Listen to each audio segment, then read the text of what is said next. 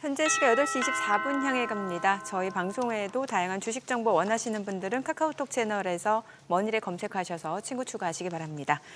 지금 장기물 국채 수익률 급등하고 유가도 지금 고유가가 좀 장기화될 조짐을 보이니까 전반적으로 시장에서 좀 빠른 순환매도 나타나고 있고 투자 심리도 많이 좀 안 좋은 것 같습니다. 네, 예. 그러네요. 이번 주 들어서 여기저기 할 것 없이 죄다 이제 미국채 수익률 급등 이걸 갖고 맞아요. 얘기를 하기 시작하네요. 예. 예.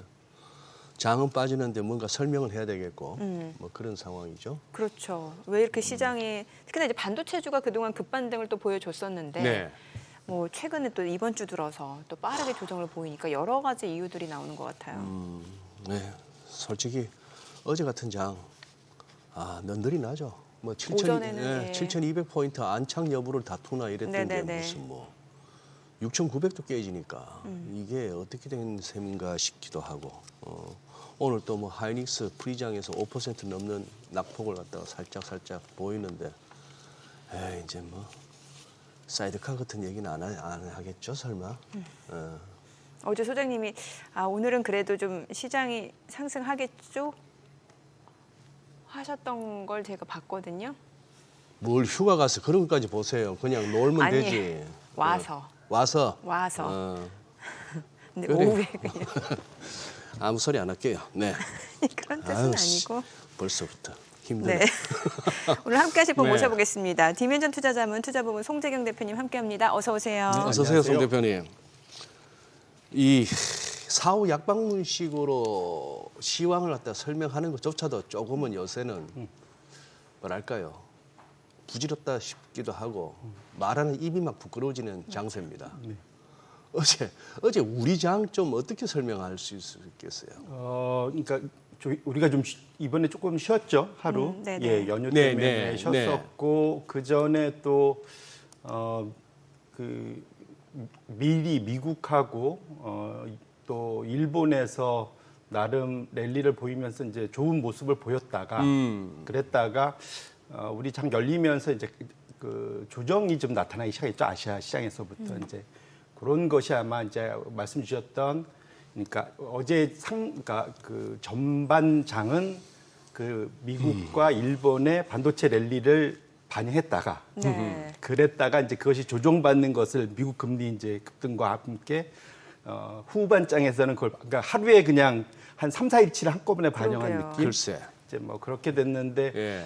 이제 금리는 사실은 그 전부터 제가 좀 예. 올라가면은 이슈가 될 수 있겠다라고 네, 말씀을 그러셨죠. 좀 드려왔었는데 다행히 그 사이에 이제 CPI, PPI 또 미국의 각종 나머지 경제 지표, 고용 지표, 소매 판매 다 금리 하방 압력으로 작용할 수 있는 숫자들이 발표가 돼갖고 시장에서 이제 기대를 했었죠. 또 실제로 네. 발표된 날들은 맞아요. 예. 일시 이제 금리가 내려가는 모습들을 보였지만 그 이후에 이게 장단기 금리가 서로 다르게 움직이면서 단기 금리 2년물은 그래도 좀 안정이 됐는데 10년물 이상 30년물은 계속 상방 압력으로 그것을 다 소위 극복하고 올라오는 바람에 결국은 이게 뭔가 시장 그다음에 이제 베센트의 무리수 뭐 이런 거 무리수를 하시면 이제 미일 공조를 했는데 밤 그러니까 절반의 성공밖에 못했죠. 예.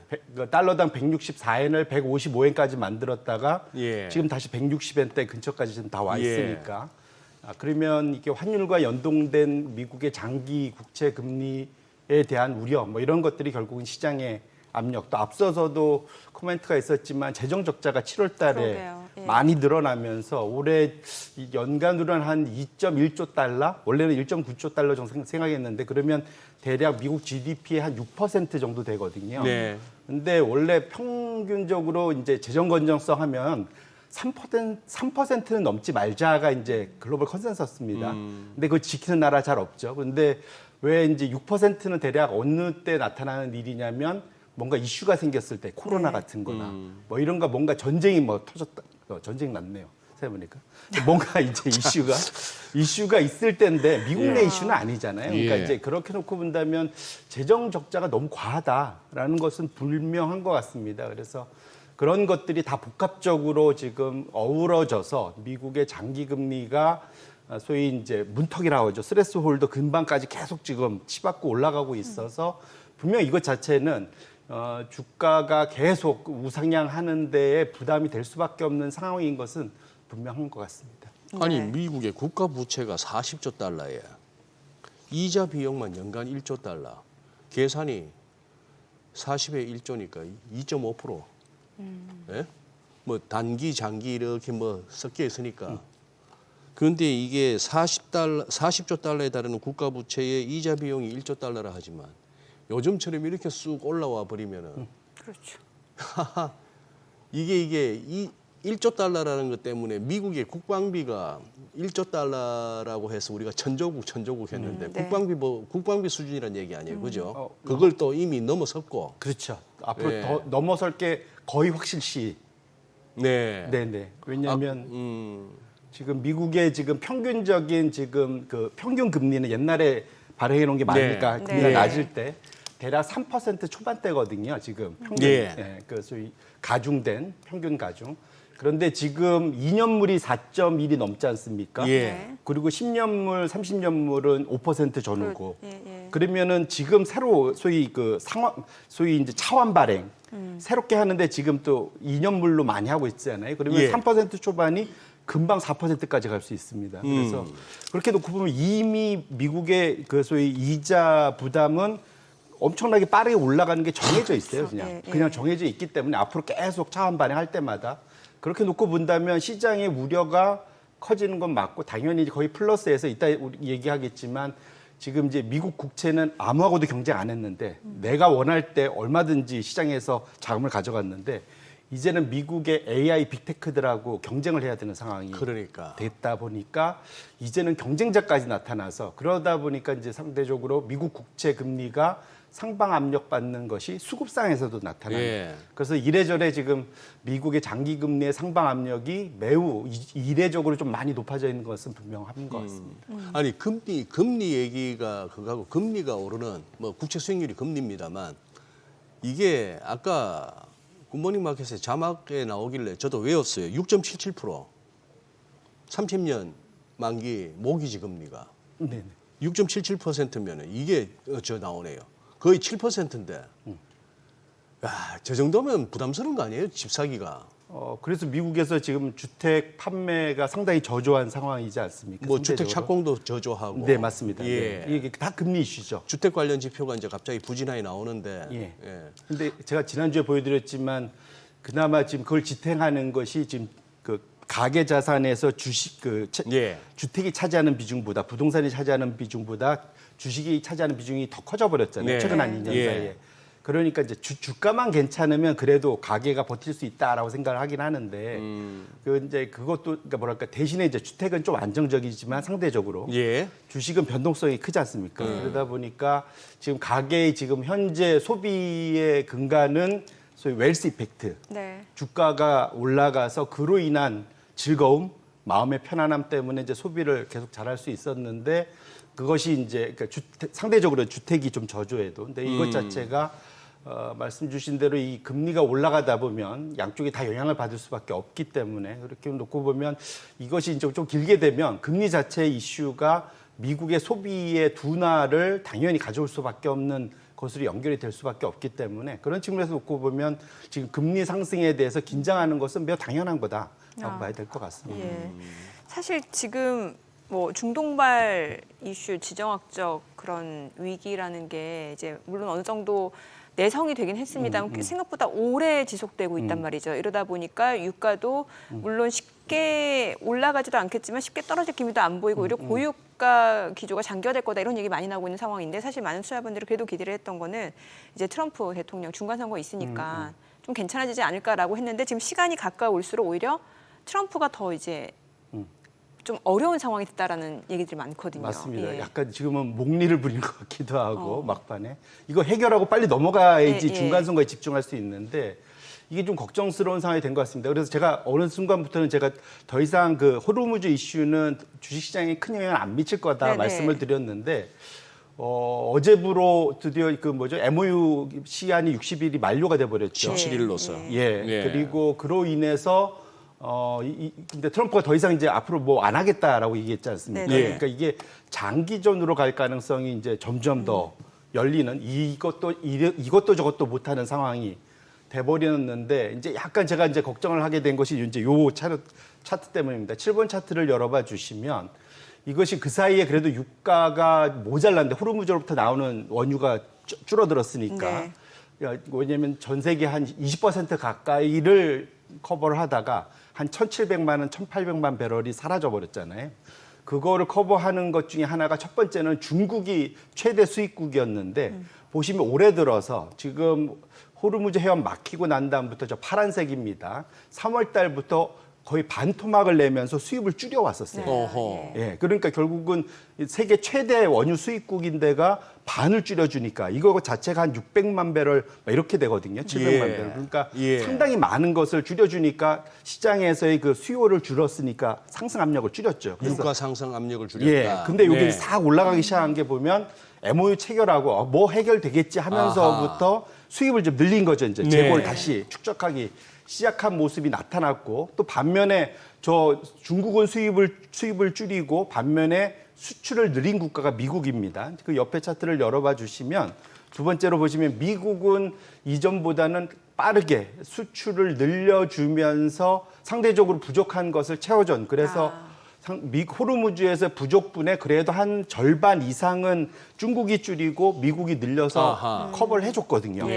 그런데 지금 보면 이제 미국도 이제 수출이 좀 줄고 있잖아요. 지금 양쪽이 다 문제가 지금 생긴 겁니다. 이렇게 되면 거꾸로 하면 수입은 늘고 수출이 줄면 반면에 시장의 수요가 이제 늘어나는 거잖아요. 그러니까 수급이 타이트해지는 겁니다. 그러면 이게 자체가 지금 원유 가격의 상승 압력으로 작용할 수가 있기 때문에 최근에 또 이 30년물 금리랑 원유의 이 상관관계가 0.8온가까지 올라갔더라고요. 그래서 상당히 좀 많이 올라서 이런 것들 자체도 지금 그러니까 안 그래도 좀 미국의 재정 적자 때문에 걱정인데 원유 수급의 타이트한 이런 것들이 상방 압력으로 좀 더 작용할 수 있는 상황이 돼서 금리가 쉽사리 내려가기 어려운 상황이 좀 돼 있는 것. 결국 이거 다 트럼프가 좀 풀어줘야 되거든요. 근데 뭐랄까 약간 길 잃은 듯한 느낌, 좀 뭔가가 안 나오고 있어서 이것이 약간 좀 걱정되는 것만은 분명하다 이렇게 말씀드립니다. 그러니 어쨌거나 시선을 자꾸 돌리고 싶고 무슨 매일 백악관에서 기자들하고 마주치는 상황에서 이란 얘기, 호르무즈 얘기 그만 듣고 싶어서 그런지 자꾸 이제 김정은 얘기를 하지 않습니까? 북한하고 만난다, 뭐 해 넘어가기 전에 볼 수도 있다 이런 얘기가 나오네요. 아니 근데 저기 송 대표님 이거 지금 가장 핫한 이슈 내지는 시장 모멘텀은 미국채 금리예요. 미국채뿐만 아니고 일본, 영국, 아이고 뭐 우리도 마찬가지. 우리도 어제 10년물 10bp는 오릅니다. 네, 맞습니다. 10bp면 이게 2.34%인데 환율로 치면 뭐 20은 넘는 등락폭이고 채권쟁이들한테 10bp는 크잖아요. 맞습니다. 근데 꾸준히 오르고 있단 말입니다. 지금 우선 어느 정도까지 올랐는지를 한번 점검을 한번 해봐야 될 것 같아요. 좀 사실 이거 이 차트 보면 좀 무섭긴 한데요. 이 지금 제가 그래서 어제 차트를 이거 그리면서 야 이게 참 이게 주가 차트여야 되는데 아주 안정적으로 지금 가파르게 지금 30년물 국채 금리가 다 오르고 있습니다. 안정적으로 가파르게. 예. 지금 보시면은 이게 왜냐면 다 웃을 일이 아닙니다, 송 대표님. 네. 예. 이럴 때 웃어야지 뭐라도 이게 마음의 여유를 갖지. 여기서 울상을 지면 안 됩니다. 뭐울 것도 아니죠, 뭐. 네. 근데 지금 보시면은 확실하게 이게 그러니까 우리나라는 좀 억울한 측면이 있긴 한데 잠깐만 저 순서 한번 보고 가시죠. 예, 맨 위가 영국이고요. 맨 위가 영국. 예, 맨국의 영국이 한 5.8 뭐 이 정도 되고요. 예. 그다음 이제 미국이 5.3까지 어제 넘어갔다 살짝 내려왔고 그다음 프랑스 이게 이제 프랑스가 4.8, 4.9 뭐 이 정도 되고 우리나라가 4.75 정도 됩니다. 우리도 그래프 만만치 않네. 예, 일본이 이제 4.1 예. 되고요. 그런데 제가 우리가 억울하다고 말씀드린 이유가 우리는 소위 균형 재정을 꾸준히 해와서 우리나라의 국가 부채가 GDP 대비 60%대거든요. 근데 나머지들을 지금 영국, 프랑스, 미국은 100%가 넘습니다. 그리고 일본은 200%가 넘고요. 그렇죠. 그러니까 그렇게 놓고 본다면 이제 우리는 물론 이제 경제 성장률이 지금 여기 있는 국가들 중에서 제일 지금 높은 상황이라서 아무래도 이제 경제 성장률도 더해지면서 올라가는 측면도 있지만 글로벌 국채 금리들은 서로 또 경쟁하는 측면이 있어서 같이 움직이는 경향이 있습니다. 그래서 이것들이 만나면서 전반적으로는 이것이 뭐 어제 미국이 19년 만에 최고치, 그러니까 2007년도 수준까지 지금 올라갔다는 거지 않습니까? 그러니까 이렇게 놓고 보면 지금 당장 이것이 뭐랄까요? 주식시장을 폭락시키고 침체를 일으킬 수준은 아니지만 여기서 만일 조금 더 이것이 우상향으로 좀 짧은 시간에 쭉 올라간다면 시장이 정말로 부담을 느낄 수 있는 상황이 되는 그 문턱에 와 있는 것만은 분명한 것 같습니다. 그러면 이유도 한번 말씀해 주세요. 저렇게 가는 이유가, 장기금리가 저렇게 막 뛰는 이유. 1차적으로는 그전에는 부채, 첫 번째로는 각 국가들이, G7 국가들이 뭔가 문제가 생기기만 하면 부채를 발행하고 모든 걸 해결했지 않습니까? 근데 그 기간 동안 인플레 걱정이 없었어요. 잘 생각해 보시면. 인플레는 최근 5년 사이의 이슈지 2020년 코로나 이후에 발생한 거지 그전에는 우리가 인플레 걱정한 적이 있습니까? 이게 2008년도 금융위기 이후에 없지 않습니까? 그러니까 거의 제로 금리 수준으로 여유롭게 채권을 국채들을 발행하면서 문제가 발생할 때마다 다 국채로 해결한 거죠. 그래서 이제 소위 아까 말했던 소위 GDP 대비 정부의 부채가 100%까지 쭉 다 같이 올라오는 것이 첫 번째 이슈다. 거기서 살짝 좀 구분 동작으로 끊어가 보죠. 인플레이션이 없어서 그렇게 금리가 낮았습니까? 아니면 금융위기 이후에 너도 나도 할 것 없이 이거 문제 삼거나 따질 놈 별로 없다 해가지고 소위 양적 완화라고 해서 중앙은행들이 팍팍 사주면서 그렇게 금리가 낮았던 겁니까? 그게 다 연결돼 있는 거죠. 연결돼 있는 인플레가 거죠. 없으니까 그걸 할 수 있었던 거죠. 오케이. 근데 그때는 뭐가 됐었냐면 그때는 지금같이 경제 블록화가 없었잖아요. 그때는. 경제 블록화. 그럼 뭐 중국 덕에 인플레가 없었던 것도 컸고. 상당히 컸죠. 왜냐하면 그렇죠. 그들이 디플레이션을 수출을 했으니까. 근데 그것이 2020년 그 소위 코로나 이후부터는 소위 이제 균열이 가기 시작한 거잖아요. 그 전에 사실 트럼프 일기 때부터 그것이 시작이 됐었고, 그 다음에 코로나 직후에 그것이 이제 상승 압력으로 나타나면서 이제 본격적으로 2021년, 22년에 이제 인플레라는 것이 우리가 몇십 년 만에 보는 인플레가 첫 번째 발생했다. 는 것이 첫 번째고, 두 번째로는 그럼 그 사이에 뭐라도 이제 재정 관리를 했어야 되는데 또 한 번 그거를 계속 지금 그 사이에 국채 발행하면서 재정 적자를 늘려왔던 거. 그러니까 통상적으로 아까 말씀드린 적정 균형 재정이라고 보는 게 재정 적자 최대 GDP 대비 마이너스 3% 정도 수준인데 지금 6%를 지금 몇 년째 지금 끌고 오고 있는 거. 이런 것들이 결국은 너희들 계속 이렇게 해서 가능하겠어라는 거. 왜냐하면 이것이 재정 적자가 6%가 넘어가면 뭐가 문제가 발생하냐면 경제 성장률이 이걸 다 넘어서면 괜찮습니다. 경제 성장률이 꺾이는 순간 이자를 낳는 소위 스노우볼 이펙트가 나타나거든요. 이 근방까지 이제 점점 가고 있는 거거든요. 그래서 이게 당장 뭐 내일 모레 일어난다는 건 아닙니다. 근데 지금 성장률은 여기서 계속 올라가기보다는 서서히 조금씩은 내려오고 있잖아요. 그런데 지금 금리는 올라가고 있고 이게 빠르게 지금 만나가는 과정이 있다는 것이 그것이 이제 문제가 된다 이렇게 보셔야 될 것 같아요. 그래서 전반적으로는 지금 시황에서는 인플레 이슈도 있지만 그거를 감당하기에 충분치 않은 그런 재정 건전성 이와 관련해서 그걸 반영하면서 금리가 올라가면서 서로 이제 약간 나쁜 쪽에 시너지를 내고 있는 그런 상황이다 이렇게 보셔야 될 것 같습니다. 그러면 동시효과 확인하기 전에 국채 관련한 채권 시장에서 채권 금리 오르는 거 이걸 갖다가 그냥 다 마무리하고 넘어가시죠. 그러면은 어쨌거나 베센트 장관도 자기가 그렇게 비판했던 옐런 장관의 장기채 발행 줄이고 단기채 중심으로 막 굴러가던 걸 그렇게 비판했는데 막상 본인이 재무장관 되고 나니까 그 행태를 그대로 가고 있잖아요. 그리고 지금 이제 공급 측면에서 너무 장기물이 많아지면 또 금리 올라갈까 봐 장기채를 줄인다고 하는데 그것만큼 또 알파벳이니 뭐니 하면서 얘들이 또 회사채 발행으로 그만큼 빨아가지 않습니까? 이게 참 아이러니인데 아까 말씀드린 경제 성장률의 지금 최대의 소위 공로자는 AI 투자입니다. 그렇지 않습니까? 성장률을 높이고 있죠. 그렇죠. 사실 미국 성장률의 대부분은 지금 AI 투자가 만들어내고 있는 거거든요. 그러니까. 근데 그 AI 투자가 다 B2로 지금 하고 있다 보니까 이걸 또 뭘 할 수도 없는 상황인 거예요. 지금 아이러니하게. 그러니까 미국 재무부제 소위 그 집안 살림을 하는 도맡아서 하는 이제 가정주부 같은 베센트 입장에서는 어떻게든 장기 금리를 좀 낮추려고 애를 쓰면서 말씀 주셨던 대로 지금 국채 장기 금리 10년물 이상 30년물 그 금방 것을 거의 4천억, 4,400억을 줄였어요. 작년 대비 올해 발행량을 줄였는데 지금 아래로 줄인 겁니다. 그런데 그것만큼보다 그 이상으로 AI 투자에 활용되는 미국의 투자 등급채 순 발행이 4,700억이 넘어가 버렸어요. 지금. 그래서 지금 준 만큼을 더 올렸고 여기서 또 무슨 문제가 발생하냐면 미국 국채보다 알파벳이나 아마존이나 메타가 금리를 훨씬 더 줘요.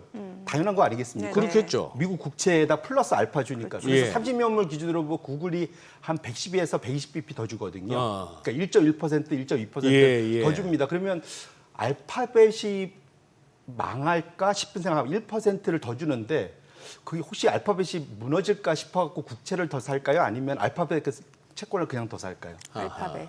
그렇죠. 알파벳이 망할 정도면 미국은 이미 같이 거의 한 몸이라고 봐도 되지 않겠습니까? 예. 그러니까 당연히 이제 알파벳 쪽으로 넘어가기 시작하는 거죠. 그러니까 지금 수급 자체가 100bp 이상 더 주는데. 그러니까 미국 국채가 금리가 올라가는데도 이렇게 올라왔는데도 더 많이 주는 또 안정성이 높은 알파벳 같은 데의 채권을 당연히 살 수밖에 없는 상황. 그러다 보니까 그 다음 장표를 열어봐 주시면 지금 국채의 보유 비중, 채권 펀드에서 국채의 보유 비중은 최근 들어서 줄고 지금 보시면 네. 왼쪽에 미국 국채의 평균 편입 비중이 줄었죠. 예. 반면 우측에 그 투자 등급 회사채의 평균 편입 비중은 빠르게 올라가고 있습니다. 그러니까 서로 이제 경쟁을 하고 있고 구축 효과가 일어나는 거죠. 그래서 네. AI 투자가 아리나하게도 미국의 국채 장기 금리를 끌어올리는 역할을 하는. 그러니까 성장률도 높이지만 금리도 높이는 이런 역할을 동시에 하고 있어서 이게 약간 양날의 검 같은 예. 상황이 된 거죠. 그래서 세상에 이게 공짜는 확실히 아하. 없다라는 걸 봐야 되고 이런 것이 또 하필이면 우리 주가 측면에서는 AI가 계속 랠리를 보여야 되는데 이게 이제 금리를 그러니까 그래서 이제 밸런스가 맞는 거겠죠. 네. 사실은 그래서 이제 결국은 시장이 밸런스를 맞추는 이제 또 다른 균형 예, 논리로 이제 이런 현상이 나타나고 있어서 그래서 이제 단순히 이제 제가 결국은 AI 주식의 주가는 제가 작년 가을부터 주식시장이 결정하는 게 아니라 채권시장이 결정할 네네. 거다. 계속 그 말씀을 드렸는데 그 힘이 그때보다 지금이 조금 더 강해진 것 같다라는 말씀을 드리겠습니다. 그러면은 지금 종합적으로 봤을 때 유가는 조금 더 상승 압력이 커질 수 있는 상황이고 또 앞서서 그 유가와 국채 수익률 간의 상관관계가 0.8을 넘어섰다라는 건 굉장히 서로 영향을 주고받고 있다라는 거고. 그렇죠. 예, 그러면은 국채 수익률도 지금 더 높아질 수 있는 여건이고 여기에다가 이제 미국의 주요 빅테크들의 그 회사채 금리가 높다 보니까 서로 영향을 주면 이게 결국에는 미국의 장기물의 수익률은 더 또 높아질 수 있는 구조고 또 기업들의 자금 조달 비용은 더 높아질 수 있는 상황이고 이게 악순환이 계속해서 그렇죠. 이어진다는 그걸 거죠. 끊어줘야 되는데 그러니까 끊어줄 역할을 할 것이 결국 베센트하고 연준일 거지 않습니까? 그 여력이 있는 거예요? 아니, 뭐라도 해야죠. 이런 상황은. 뭐라도? 이걸 내비두면 큰일 나고 베센트가 그래서 제가 아까 미일 공조라는 갑자기 네네. 뜬금없는 카드를 꺼낸 예, 것도 뭔가 예. 하려고 한 거잖아요. 예. 근데 워시가 어찌 보면 거기에 협조를 안 하고 있는 거죠. 지금 상황 어떻게 보면. 그래서 그렇게 보면 이번 주말에 있을 잭슨홀 미팅에서 워시의 코멘트가 상당히 좀 중요해진 이전보다는 베센트한테 케빈 오시 의장이 베센트 장관한테 개길 수 있는 군번이 아닐 텐데. 조인트 맞았을까요? 그 관계가. 예. 그렇죠. 뭐 연배나 또 같이 예, 있었던 거 이런 걸 예, 봤는데, 예, 근데 예. 워시가 생각보다 가만 보면은 고집이 상당히 있어요. 그래서 좀 봐야 될 것 같은데, 왜냐하면 어차피 본인은 됐잖아요, 의장이. 네. 아, 예, 연준 의장이 된 상태고, 그래서 첫 번째 제가 관심 있게 보는 지표는 오늘 밤에 있을, 그러니까 미국 시간으로 오늘 아침에 있을, 그러니까 수요일 아침에 있는, 그러니까 소위 20년불 160억 달러 경매가 있습니다. 입찰. 입찰이 국채 입찰. 있습니다. 여기 수요가 중요하겠네요. 그렇죠. 그러니까 그게 시장에 주는 시그널이 꽤 있을 예. 것 같아요. 그래서 예. 그것이 이제 이 주 후반에 있을 주식시장 또 금리 채권 시장의 방향성을 결정할 상당히 중요한 지표가 될 수 있을 것 같아서 저는 지금 당장은 일단 당장 좀 체크해봐야 될 것은 그러니까 국채 시장을 포함한 채권 시장 투자자들이 이 흐름을 어떤 식으로 타고 있느냐를 상당히 볼 필요가 있겠다. 이렇게 생각했습니다. 그래요. 그러면 금리가 올라간다 시장 증시 주변 환경 내지는 거시 변수는 불리하다. 그런데 우리가 돈 잘 번다 해버리면 될 거 아닙니까? 그렇죠. 이익으로. 맞습니다. 예. 예. 돈 잘 벌면 될 거 아니에요. 그렇죠. 근데 또 세상이 항상 다 무너질 것 같은데 네. 무너지지 않는 것 중에 하나가 제가 계속 그 말씀드렸었는데 올해는 중간 선거회가 있고 예. 그 다음에 세린 메이 효과 감안하면 8, 9, 10을 조심해야 된다 말씀을 드렸었는데 그것이 무색하게 7월 달은 맞았지만 8월 달은 지금까지는 상당히 랠리를 잘 펼치고 있죠. 예. 그래서 지금 미국 시장에 중간 선거가 있는 1960년부터 올해까지만 총 20번이 있거든요.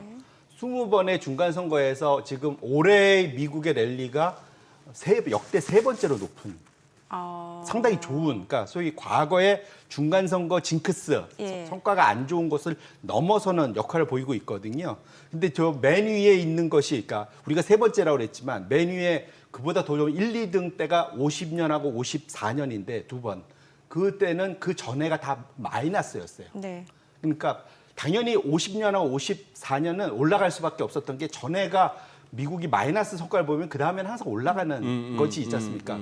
기술적이라도. 예. 그래 놓고 보면 50년, 54년을 재해놓고 본다면 왜냐하면 지금 4년 차, 5년 차 지금 계속 랠리잖아요. 지금 미국은. 예. 상당히 이례적으로 지금 이번 중간 선거에조차도 올라가고 있기 때문에 어찌 보면은 올해가 역대급의 1등인 예. 수익률을 좀 내고 있는 거다. 연초 대비 지금 13%를 안 네네. 냈으니까. 근데 그 가장 큰 이유가 소장님께서 말씀하신 대로 이익이 너무 좋다. 기업들의 이익이 좋다. 예, 기업의 이익들이 네. 결국은 재정 적자 난 것이 다 기업으로 넘어가고 있는 거죠. 기업의 이익으로. 나라는 조금 빚이 쌓이는 반면에 민간에서는 그래서 그러네요. 보통 우리를 그걸 이제 좋게 표현하면 마중물 뭐 이렇게 표현하지 않습니까? 마중물. 예, 이게 예, 보통 예. 그레이즈 펌프질이 잘 나와서 이제 막 물이 콸콸 나오니까. 그래서 그렇게 놓고 보면 통상적으로는 기업의 이익은 원래 그 소위 그 처음에 그 되게 높게 평가하고 연말 갈수록 내려오는 것이 일상적이잖아요. 이게 다 상당히 이제 이런 상황인데 보통 연초에는 막 희망이 부풀어 갖고 올해 잘 될 거야 갖고 되게 높게 생각했다가 이런 이슈 있어 그래서 좀 내리고 이런 이슈 있어 그래서 내리고 이런 것이 일반적인데 그래서 다음 차트 2번 차트를 열어봐 주시면 2000년 이후 평균적으로는 연초에 예상한 그의 예상 이익이 연말로 가면은 평균적으로 5에서 7% 하향 조정돼서 늘 끝났었습니다. 네.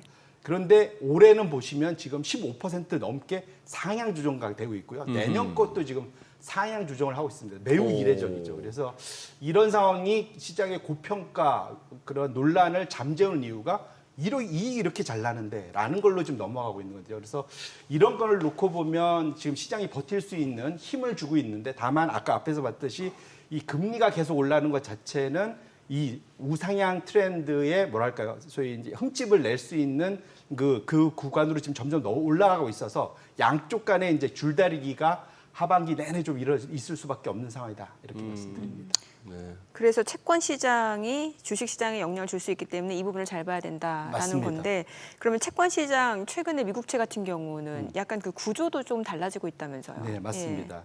이게 뭐냐면 이전에는 좀 뭐랄까요, 좀 진득한 투자자들, 예. 잘 변하지 않고 미국 정부 말 잘 듣는 투자자들이 많았었는데 이제 그게 대표적으로 많이 보면 이제 해외 공공기관 따지면 우리 한국은행, 네네. 일본 중앙은행, 유럽은행 뭐 이런 중앙은행들이 제가 지난주에도 보여드렸던 것 같은데 어쨌든 기본적으로는 달러 표시 국채를 소위 외환보유고안에 가장 많이 들고 있었는데 최근 들어서는 그걸 이제 줄이기 시작했었잖아요. 아하. 그래서 이제 소위 말 잘 듣는 이제 해외 중앙은행들이 미국 국채를 줄였고 예. 그거를 누가 다 가져갔느냐면 미국의 이제 민간 투자자들, 기관 투자자들. 근데 그 중에 또 해치들이 많습니다.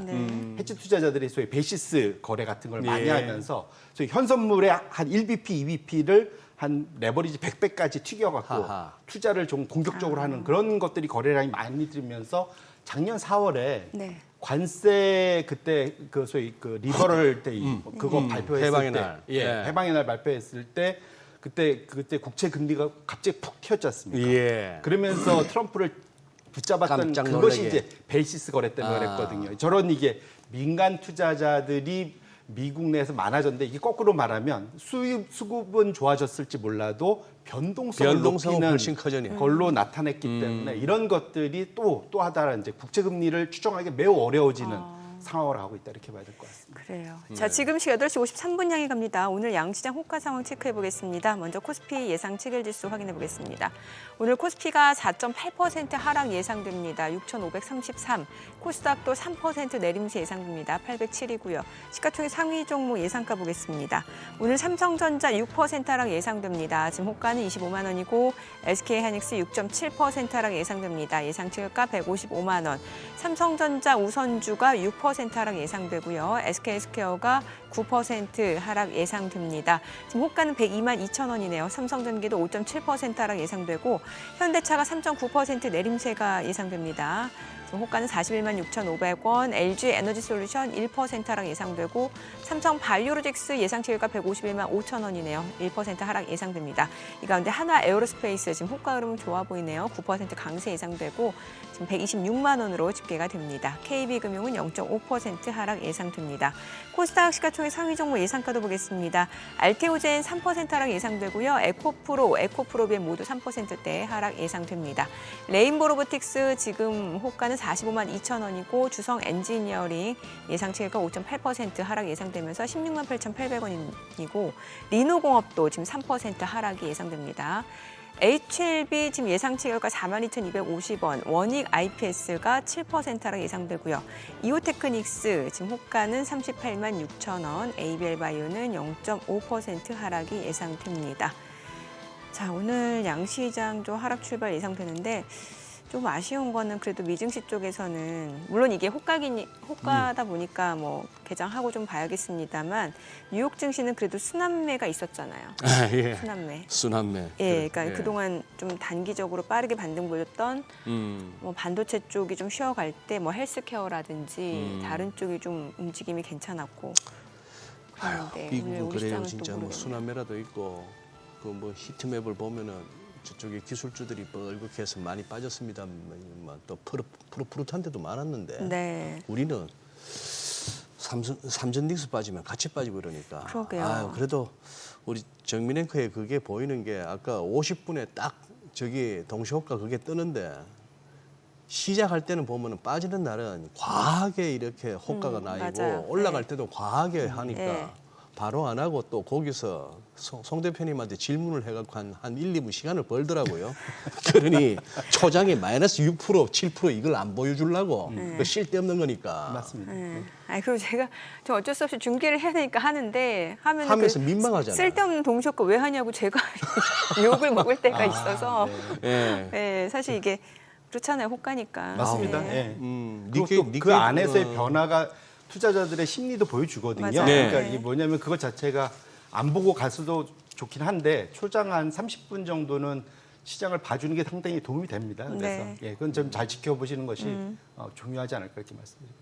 어제만 해도 무슨 기관 순매도가 컸다고 하지만 기관이 뭐 팔아서 파는 게 아니라 뭐 요즘은 대세가 그거 아니에요. 그냥 ETF 그냥 털고 나와서 예. 미국 건너가시는 것 같아요. 요즘 보니까. 예. 그죠?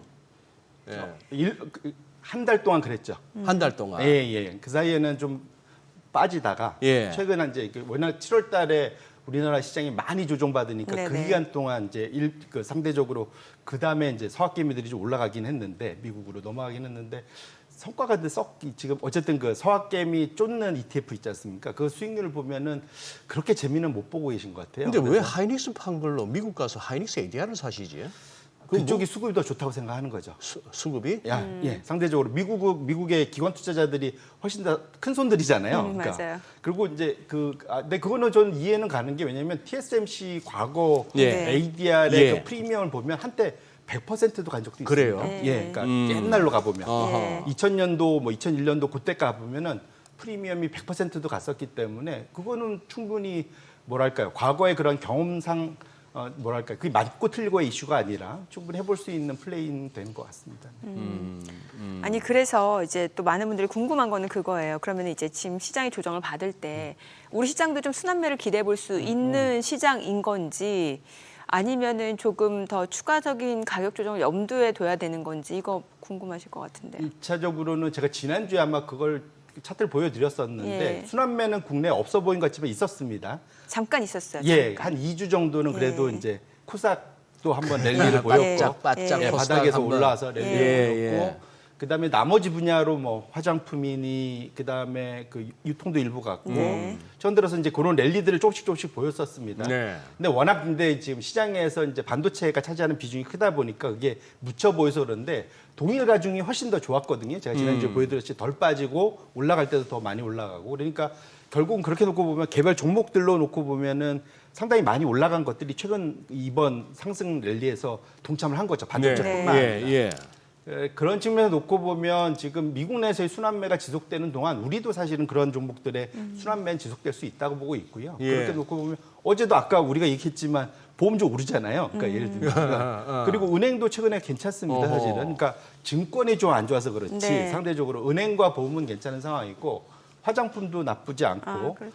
비철금속이나 뭐 이런 쪽도 최근에 구리나 제가 지난주에 예. 금도 얘기했지만 예. 이런 가격들 때문에 상대적으로 좀 랠리를 펼치고 있는 상황이고요. 그래서 지금 잘 찾아보시면 우리가 너무 그러니까 주로 반도체와 기술주 위주로만 봐서 이제 안 보여서 그렇지 쭉 살펴보면은 분명 순환매는 중간중간에 나타나고 있는 거 있다. 그래서 이게 이제 오히려 아마 지금 상황에서 코스닥을 포함해서 중소형주에 좀 뿌려놓은 분들은 최근 한 달 정도는 나쁘지 않은 성과를 오히려 보였을 수 있습니다. 대형주 위주의 기술주 위주로 투자하신 분들이 지금 재미가 없어서 그렇지. 그렇게 놓고 보면 이제 포트폴리오가 지금 내게 어느 쪽으로 쏠려 있냐 아니냐로 보실 수도 있을 것 같아요. 그래서 우리나라가 약해 보여서 그렇지 순환매는 왜냐하면 이제 미국의 흐름에서 벗어나는 나라는 없습니다. 그래서 그렇죠. 미국의 큰 흐름과 거의 같이 간다 이렇게 보시면 될 것 같습니다. 네. 자, 지금 중동 불안감 계속해서 이어지고 있고 유가 상승 압력 높아지고 있고요. 글로벌리 장기물 위주 국채 수익률이 급등하고 있습니다. 이런 부분이 시장에 많은 영향을 주고 있는데 오늘 국내 증시 좀 확인해 보죠. 개장합니다.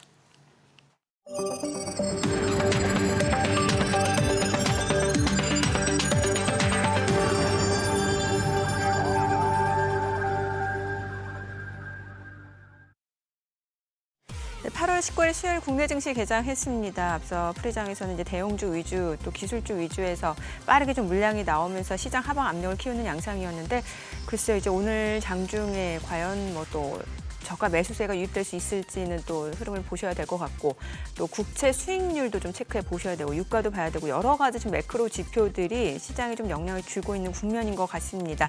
자 오늘은 또 어제 특히 또 기관 쪽에서 물량이 좀 많이 나오는 모습이었는데 오늘은 어떤 출발 나타내는지 지수부터 체크해 보겠습니다. 6,528, 4.9% 하락이죠. 코스닥도 2.9% 떨어집니다. 809포인트고요. 시가총액 상위 종목 시초가 보겠습니다. 삼성전자 지금 현재 6% 떨어집니다. 25만 1,500원, SK 하이닉스가 7% 하락합니다. 154만 원이고 삼성전자 우선주도 17만 6,100원, 6% 떨어지고요. SK스퀘어도 10% 지금 떨어집니다. 101만 7천 원. 삼성전기 5% 떨어집니다. 136만 7천 원이고 현대차가 5% 내림세입니다. 지금 41만 3천 원.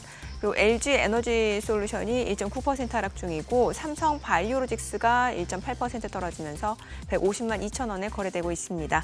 한화 에어로스페이스는 지금 10% 급등입니다. 자, 그리고 KB금융은 2% 떨어지면서 16만 4,800원에 거래되고 있고요. 코스닥 시가총액 상위 종목 시초가도 보도록 하겠습니다. 코스닥 쪽에서는 알테오젠이 1.3% 하락 중이고 에코프로가 4% 내림세입니다. 83,500원. 에코프로비엠도 4.7% 떨어지고 있고 레인보 로보틱스는 44만 7천 원, 4.8% 하락이죠. 주성 엔지니어링 좀 많이 떨어지네요. 16만 4,200원. 그리고 HLB가 4%대 하락입니다. 4만 1,500원. 원익 IPS가 7% 떨어지고 있습니다. 10만 3,800원. 리노공업도 지금 5%대 하락 중이고 이오테크닉스 39만 3,500원으로 4.9% 내림세입니다. 에이벨 바이오도 2% 하락 흐름 이어지고 있습니다.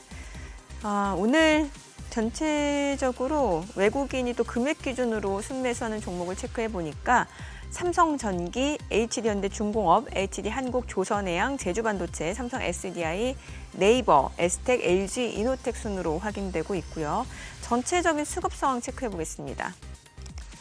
오늘 유가증권 시장에서 개인 투자자 5,315억 원 순매수 보여주고 있고요. 외국인은 2,704억 원 매도 우위, 기관은 2,118억 원 순매도입니다. 코스닥에서는 개인이 99억 원 순매수, 기관은 93억 원 매도 우위. 지금 외국인은 왔다 갔다 하네요. 지금 코스닥 쪽에서는.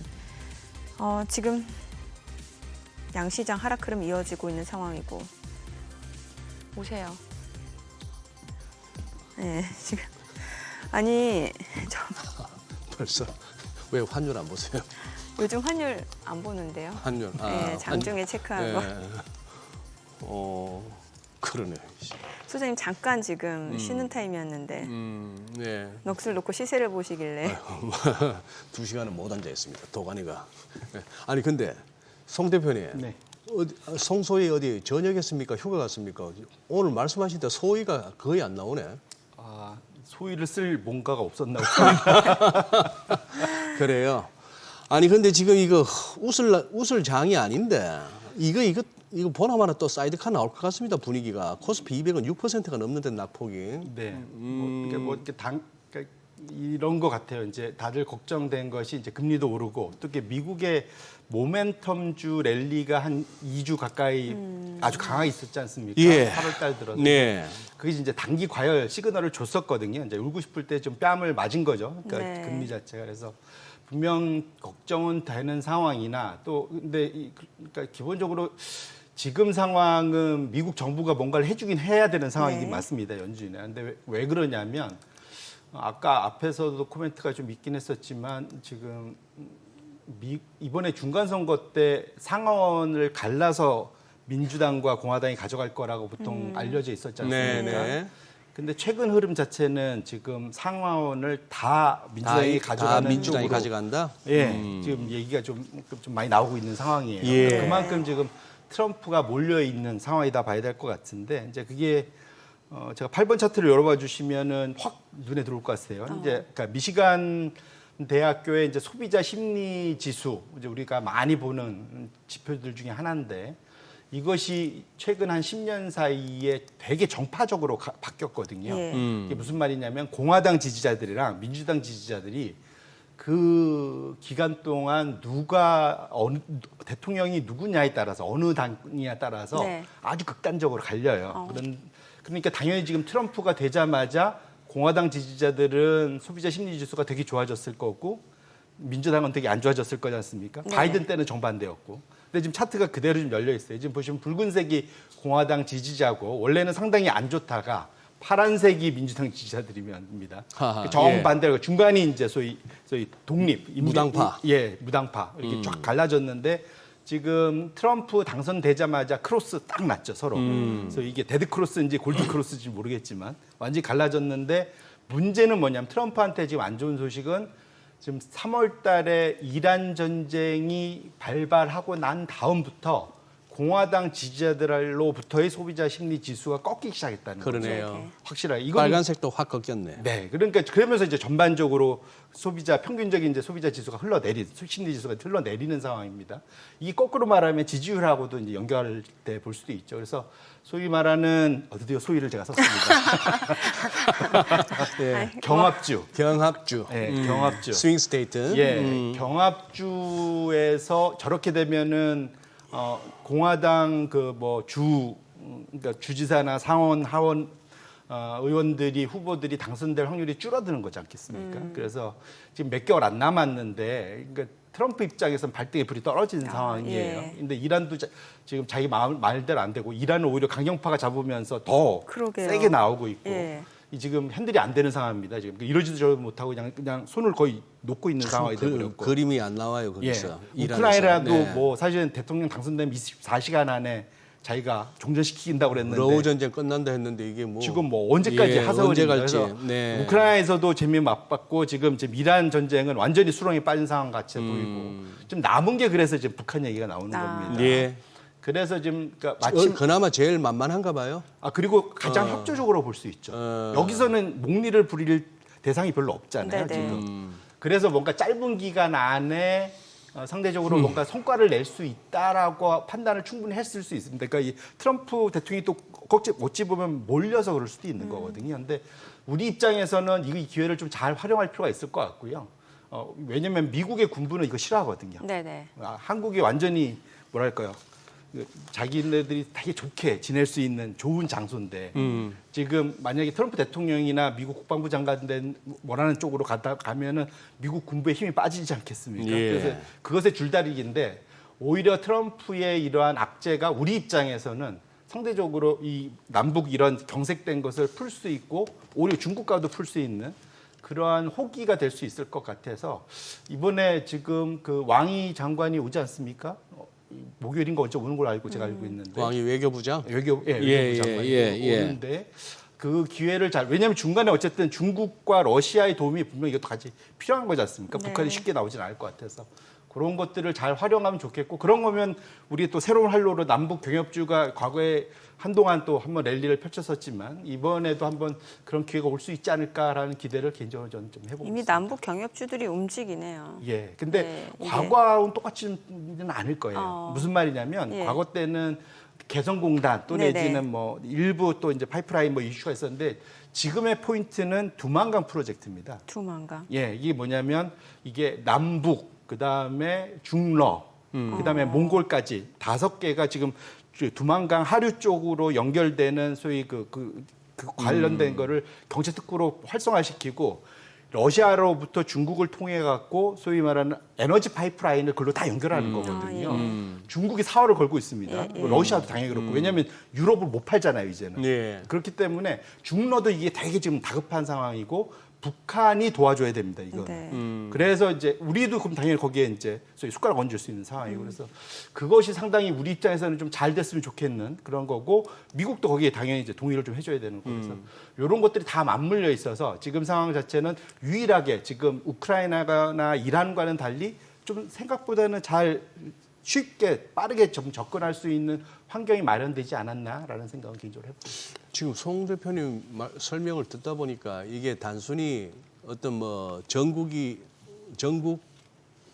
어떤 좀 유리하게 몰고 가기 위한 이슈 차원이 아니고 진짜 큰 그림을 그리고 있다면은 이거는 아주 대단한 어떤 패러다임의 전환인데요. 맞습니다. 예.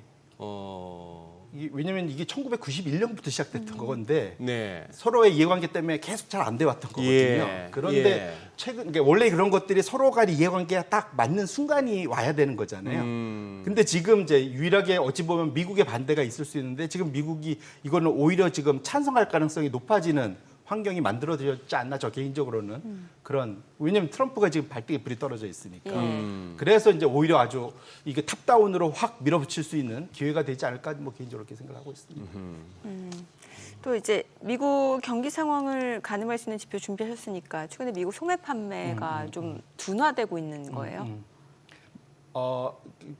소매 판매가 둔화되게 나왔죠 지난주 금요일 날. 예상치보다. 예. 그렇죠. 근데 왜냐면 이게 중요한 게 이게 통제 그룹이 중요한 게 예. GDP 추산하는 데 들어가거든요. 이게. 네네. 예. 그래서 이 소매 판매 이게 이 통제 그룹의 전월비 증가율이 원래 예상치는 플러스 3%, 0.3% 증가였는데 마이너스 0.4로 완전히 정반대로 네네네. 나왔거든요. 그래서 야 이게 웬일이야 그러고 야 미국에 지금 이러다가 진짜 경기 둔화 침체 오는 거라는 걱정을 하는 사람도 일부 있었습니다. 근데 실제로 뚜껑을 열어보니까 그건 아니다라는 생각이 가장 큰 이유가 여기서 이제 이 아마존이 나옵니다. 이제 뭐냐면 아마존의 소위 프라임데이. 데이 행사가 있잖아요.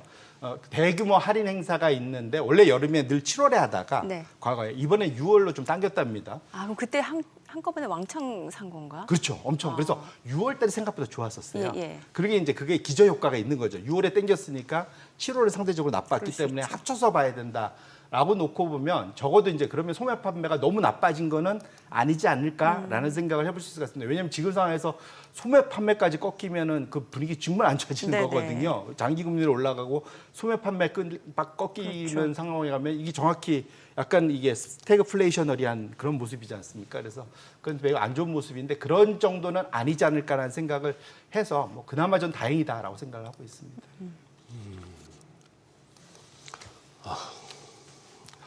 저는 지금 시세 보느라고 정신이 없었는데 보통 이거 지금쯤에 한 번쯤 아랫꼬리가 한번 나오면서 이렇게 해줘야 되는데. 아직 12분밖에 안 지나서. 아 그래요? 예, 근데, 장이 근데 그 와중에 이제 매도 사이드 칸은 발동이 됐었고. 네, 그래서 아니 근데 지금 우리만의 문제도 아닌 것 같아요 지금. 일본도 어제 많이 빠졌고 키옥시아도 어제 뭐 엄청나게 빠진 데다가 8% 이상 빠졌죠. 예. 오늘 지금 니케이도 지금 갭다운으로 어제 일본하고는 상관없이 퉁 떨어져서 지금 현재 낙폭 2.8%입니다. 네. 이렇게 되면은 우리가 워낙에 이제 호들갑을 떨고 빠질 때 많이 빠지고 해서 그렇지 지금 이게 글로벌리 지금 약간 그게 왔나? 이게 이제 결국은 아까 우리가 봤듯이 그 국채 금리, 장기 네, 금리 네. 이게 이제 우상이야. 모든 나라에 다 해당되는. 네, 다 올라가고 있기 때문에 일본은 더 심각하면 더 심각할 수 있는데. 일본은 사실 더 심각하죠. 지금 왜냐하면 저렇게 장기 금리 올라가는데 엔화는 약세잖아요. 네.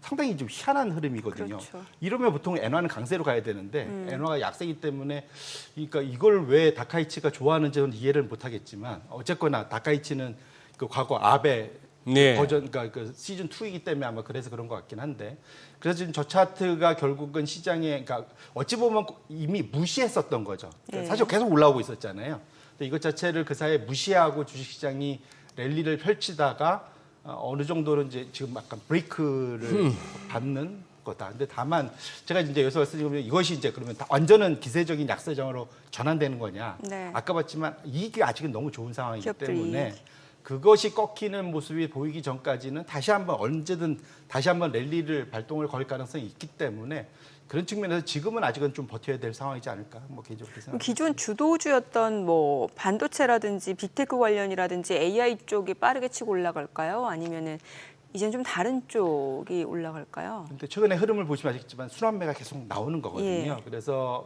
지금 상황 자체는 아까 말씀드린 대로 상반기보다는 하반기가 확실히 좀 다르고 난이도도 높지만 색깔 좀 달 거다라고 색깔이 다르다. 말씀을 계속 예. 드렸었고 제가 이제 반도체도 나쁘다는 게 아니라 네. 이 상반기에 4, 5월 달 같은 랠리를 기대하면 실망도 클 거다라고 말씀을 드렸었고 이후에는 지금 이렇게 금리가 올라가면 가치주들이 랠리를 또 보통 펼치는 상황이 네, 되거든요. 그 앞서 베센트하고 미 연준이 그 미국 회사채, 빅테크 기업들 회사채하고 이제 미 국채하고 이런 연결고리가 있는 부분에 대해서 악순환을 좀 끊어줄 수만 있으면 그 부분을 좀 기대를 해봐야 된다라는 말씀 주셨잖아요. 맞습니다. 근데 그 어떤 형태라도 좀 구두개입이든 뭐든 나와주면 나오면. 좋을 것 같은데, 그러니까 이게 다만 이제 약간 걱정은 이제 여력이 옛날보다는 줄었죠. 그러니까요. 네, 상대적으로. 근데 연준이 그래서 그 사이 QT를 좀 해놓은 거 좀 낫긴 한데, 네네. 이걸 다시 할 수 있을까에 대한 걱정. 오히려 왜냐하면 지금 요거가 마침 못 손모에서면 RMP라고 네. 그 연준이 원래 지금 작년 말 이후에 레포 시장이 경색되면서 시장에서 400억 달러씩 그 소위 단기채들을 사줬었잖아요. 그러다가 그거를 400억 달러, 200억 달러, 100억 달러 하다가 이번 달부터 안 사기 시작했습니다. 이제 그것이 또 시장에 좀 약간 좀 신용 경색까지는 아니더라도 신용 위축 뭐 이런 것들을 좀 준 상황이라서 그런 것들을 좀 풀어주기만 해도 조금은 나아지지 않을까. 근데 확실한 건 제가 말씀드린 대로 금리가 빠르게 가파르게 내려오지는 않을 가능성이 높아서 예. 그렇게 놓고 보면 지금 성장주보다는 가치주의 비중을 훨씬 더 높여야 되고 그럼 업종도 그래서 아까 말씀드린 대로 뭐 비철금속, 은행, 뭐 보험, 뭐 제가 또 뭐 그다음에 뭐 소위 이제 그 호텔 레저 같은 분야 예. 뭐 이런 식으로 좀 넓혀야 된다고 말씀을 드리는 이유도 거기에 있다 이렇게 보셔야 될 것 같습니다. 야, 우리가 빠져서 일어나 아까 뉴욕 지수 선물이 아까보다 조금 더 밀리고 있는데. 재미는 근데 이제 이 정도 되면 우리 개인분들 진짜 지쳐요. 맞습니다. 그래서 안타깝게도 지금은 소위 헤게모니를 이제 우리 개인 투자자들이 아니라 이제까지 개인 투자였는데 네. 5월까지는 지금은 헤게모니를 외국인들이 이제 쥐었습니다. 왜냐하면 그들은 좀 그 사이에 조절을 했잖아요. 그래서 그러니까 자금 유입이 지금 시장에 이제 소위 말하는 거래 유동성 수급의 지금 주체는 이제 외국인이 됐고 그래서 아까 언급 주셨던 이제 외국인들이 뭘 사느냐도 계속 좀 유심히 볼 필요가 있겠다. 그래서 지금 하반기로 갈수록 배당에 대한 또 소위 선호 뭐 이런 것도 네. 상당히 좀 높아질 수가 있어서 이제 배당주들도 이제 찬바람 불면 꼭 봐야 된다 그러는데 미리미리 좀 볼 필요도 있겠다 이렇게 말씀드립니다. 와, 근데 이거 수급 보니까 외국인들 지금 매도 규모가 상당하거든요.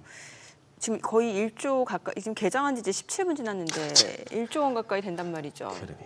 이제 아마 그거는 이제 해지들 물량의 확률이 높습니다. 그들은 뭐 2, 3주 만에도 엎어버리니까. 예. 그래서 이렇게 롱온리들이 들어올 수 있는 환경이 되게 되고 그런 측면에서는 삼성전자, SK하이닉스의 소위 그 주주환원 그것을 좀 더 구체적으로 발표해 주는 것이 시장에 큰 도움이 될 거고 그러면 삼성전자, SK하이닉스가 어찌 보면 배당주이고 가치주가 되거든요. 예. 그래서 그런 것들도 시장에서 이제 뭐랄까요 하방 압력을 확실히 막아주는 역할을 할 수 있는 상황이기 때문에 그런 것들은 이제 그러니까 소위 돈의 색깔이 바뀌는 거죠. 뭐냐면 해지 같이 모멘텀 쫓는 게 아니라 진득하게 들고 갈 수 있는 펀드들로의 그런 자금 유입 뭐 이런 것들을 기대해 볼 수 있는 환경이 분명 만들어질 거다. 좀 그렇게 보고 있습니다.